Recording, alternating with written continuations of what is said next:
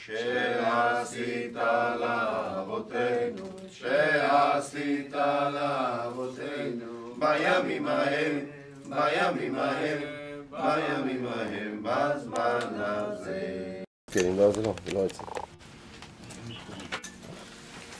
זה הסימן העיקרי שאתה נצמד אליו, יוחנן? אז ארגון זק"א תל אביב זה ארגון שמטפל במתים. אנחנו מטפלים בזירות שונות, גם במקרה שגרה, גם בן אדם שנפטר בבית. גם במלחמה הזאת אנחנו לקחנו את החלק הקשה מנשוא, שזה הטיפול בכלל הנרצחים והנרצחות, והתמקדנו במשימה שלנו, שזה להביא כל נרצח ונרצחת לקבר ישראל. אנחנו אוחזים למעלה מ-60 יום מאותה יום ארור, 7 לאוקטובר, שנשחטו ונטבחו בביתם וברחבת הארץ למעלה מ-1200 אנשים.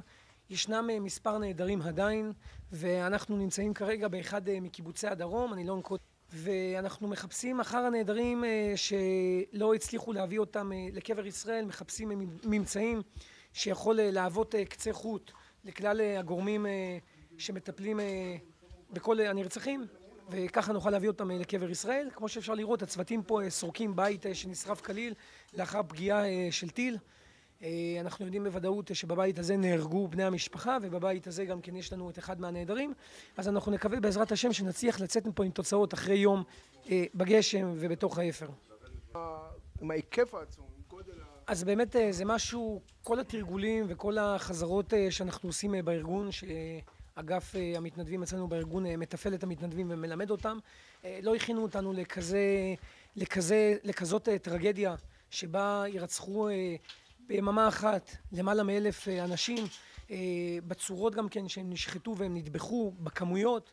זה באמת משהו שלא הורגלנו אליו וקשה באמת לעכל אותו, אבל תחושת השליחות והמטרה שלנו, בזה אנחנו דבקים, ובאמת לכן הצלחנו לטפל ולהביא את רוב הנרצחים כבר לקבר ישראל. בוודאי שיש מתנדבים שזה גרם להם קושי נפשי וזה צילק אותם, אבל אגף חוסן אצלנו בארגון בוודאי, וגם משרד הבריאות נותן לנו סיוע בשיחות פרונטליות, מפגשי מתנדבים שאנחנו מקפידים לעשות, יושבים ופורקים.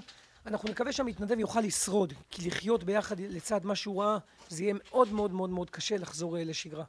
ציין שבארגון זק"א תל אביב, כולם, כולל כולם, כל מי שאתה רואה פה ובכל הזירות השונות, אנחנו בהתנדבות מלאה.